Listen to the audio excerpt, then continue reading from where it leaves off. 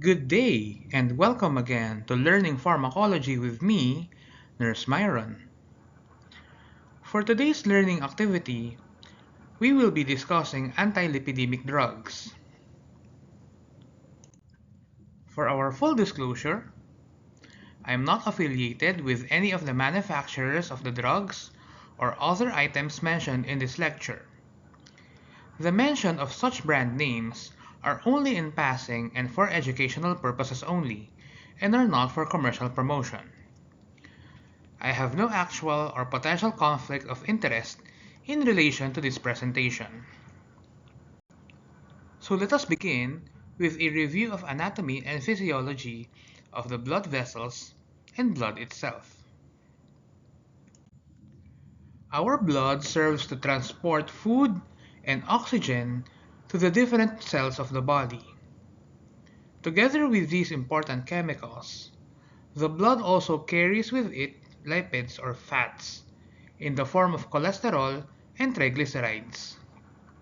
However, when these levels are abnormally elevated, a condition known as hyperlipidemia occurs. When abnormally high, these lipids often adhere to the walls of blood vessels, leading to what we call your atherosclerosis. This process obstructs blood circulation, which increases the risk of coronary artery disease, leading to myocardial infarction or other conditions like thromboembolism and stroke. Cardiovascular disease remains one of the primary causes of morbidity and mortality worldwide. A major contributing factor of CVD is dyslipidemia. When these levels are chronically elevated, the condition as hyperlipidemia occurs. The danger of hyperlipidemia lies in its asymptomatic nature. Patients don't normally feel high cholesterol levels until a significant cardiac or vascular event occurs, such as a heart attack or a cerebrovascular accident or stroke. As nurses, a careful understanding of the pharmacologic management of hyperlipidemia is essential for both acute care and long-term health promotion. Let us review the different types of lipids found in the blood. First, we have your cholesterol. This chemical is necessary for the production of bile acids, steroids, and hormones. It also maintains the integrity of the cell membrane. Next, we have your triglycerides. From the name itself, it is made of 3 fatty acids plus glycerol. It is an important source of stored energy. Last, we have your phospholipids. This chemical is an essential component of cell membranes. It is important to note that lipids are not soluble in blood, and therefore, they require lipoproteins to be used as transport lipids.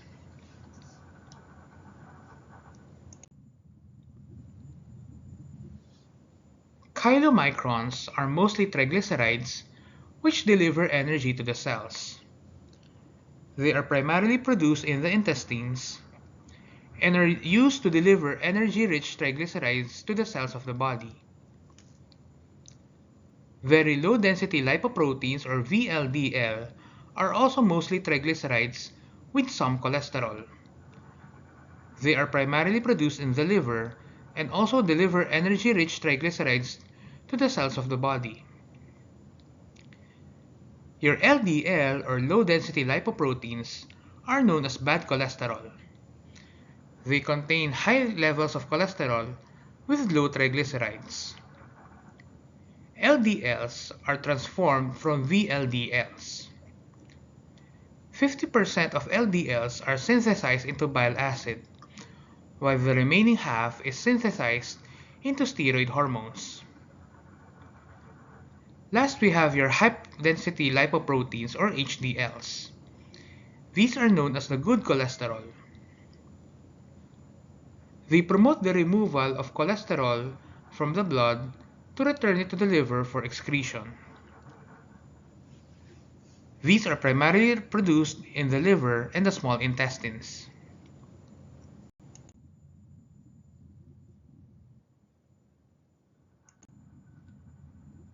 Now we move to the anti-hyperlipidemic medications used to treat these conditions. These drugs are used to lower cholesterol and lipid levels in blood, and they should be used in adjunct with a healthy diet, exercise, and an improved lifestyle. We have three kinds of anti-hyperlipidemic drugs that are available in the market. First, we have your bile acid sequestrants. We also have your HMG-CoA reductase inhibitors. This is the short form for 3-hydroxy-3-methylglutaryl coenzyme A. And last, we have your cholesterol absorption inhibitors.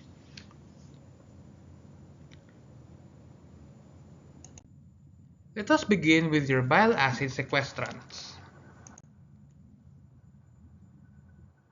These drugs bind with bile acids in the intestine, sequestering them to form an insoluble complex that is eventually excreted in the feces. This prevents bile acids from returning to the liver, forces it to use more cholesterol to produce new bile acids.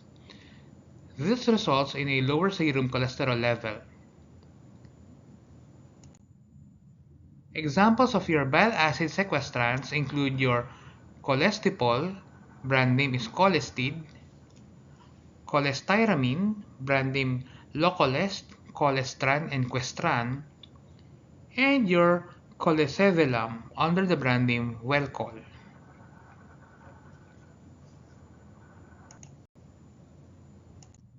These are the nursing responsibilities when administering bile acid sequestrants. First, remember that these tablets should not be chewed, crushed, or even cut. Likewise, if bile acid sequestrants come in granules or powders, they should be diluted well before administering to the patient. It is best to administer the drug before meals to ensure that the drug is in the GI tract together with the food.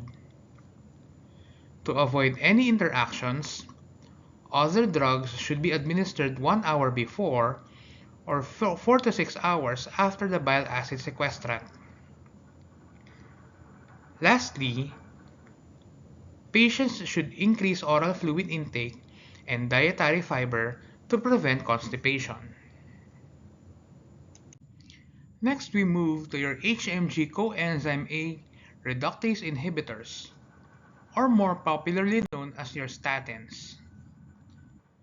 This is the short form for hydroxymethylglutaryl coenzyme A reductase inhibitors. Statins are the most commonly used prescription medications to lower bad cholesterol. By reducing cholesterol production in the liver, statins help to prevent the buildup of fatty plaques in the arteries, which can significantly lower the risk of heart attack or stroke. Statins bind to the active site of the enzyme 3-hydroxy-3-methylglutaryl coenzyme A reductase within liver cells, thereby inhibiting them. HMG coenzyme A reductase is responsible for the early stages of cholesterol synthesis in the liver. When inhibited, this results in decreased serum cholesterol and LDL levels.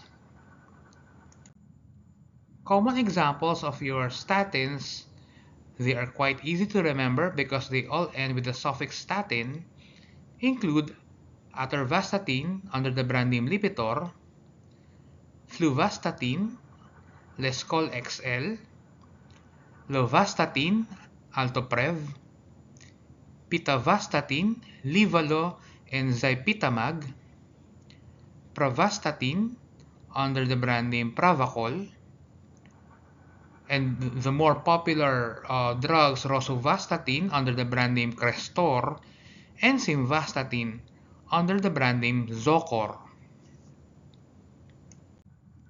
These are the nursing responsibilities when giving statins. Remember to administer the drug just before bedtime. The liver synthesizes the most cholesterol during the night. Likewise, nurses should educate patients regarding dietary changes to ensure that less cholesterol is taken. Nurses should monitor for any myopathy, such as muscle pain or weakness, which can lead to rhabdomyolysis. Also, patients should be educated regarding proper diet and fluid intake. This includes avoiding grapefruit and grapefruit juice because this can interfere with the drug metabolism.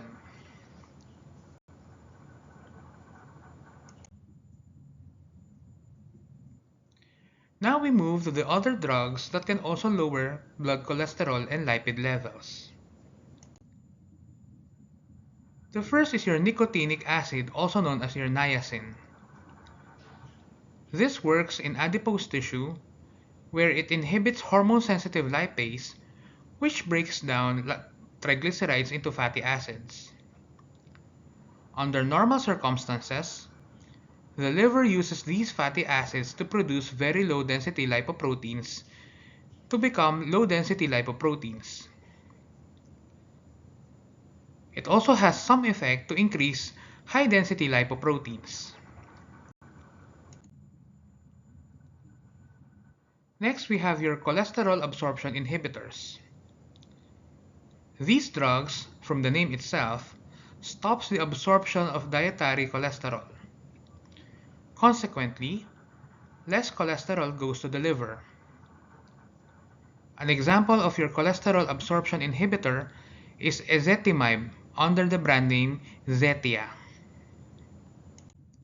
Thank you very much for listening, and I hope that you learned a lot about antihyperlipidemic agents. Continue to enjoy learning.